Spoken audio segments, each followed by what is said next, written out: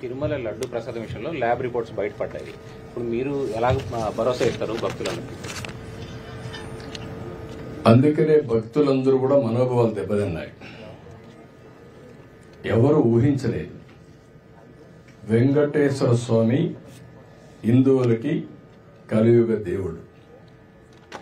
ఒక నమ్మకం, ఒక విశ్వాసం.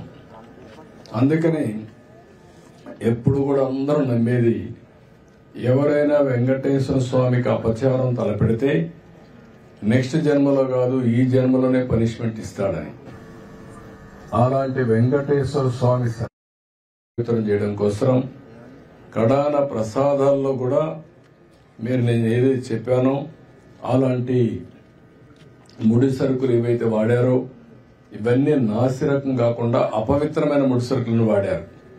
ఆ విషయమే ఈరోజు టీటీడీ కూడా ఎంక్వైరీ చేసినప్పుడు, టెస్టులు చేసినప్పుడు బయటపడిన వాస్తవాలివి. ఇలాంటి దుర్మార్గుల్ని ఏం చేయాలో నాకైతే అర్థం కావడం లేదు. ఓసారి బాధ, ఆవేదన ఉంటుంది. కక్కుర్తికి కూడా అద్దులుంటాయి. కక్కుర్తి కూడా అద్దులు లేకుండా ప్రవర్తించి అంటే మేము ఏమైనా చేస్తాం అనే అహంభావంతో ముందుకు పోయారు. అందువల్లనే ఇలాంటి సమస్యలన్నీ వచ్చాయి. ఇక్కడే కాకుండా మీరు చూశారు తిరుమల పైన ఎంత మొత్తం శానిటేషన్ దెబ్బతీశారు, ప్రసాదాలు దెబ్బతీశారు, అన్నా క్యాంటీన్ దెబ్బతీశారు. కడాన వెంకటేశ్వర స్వామిని తీసుకుపోయి పెళ్లిళ్లు పేరంటాలుంటే అక్కడ కూడా ఊరేగించే పరిస్థితికి వచ్చారు. నేను ఆ రోజు కూడా తప్పు పట్టాను.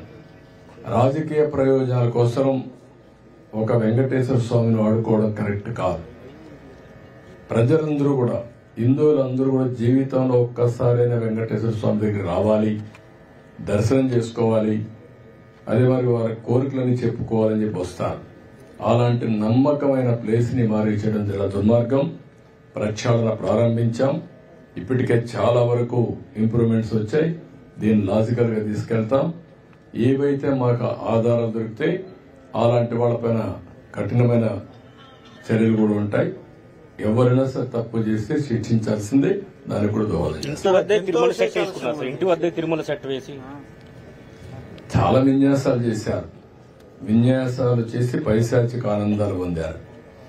అందుకే నేను చెప్పింది ఏంటంటే ఈ రోజే కాదు, చాలా రోజులు భక్తులందరూ మనోభావాలు దెబ్బతిని చాలా మంది చాలా విధాలుగా బాధపడ్డారు.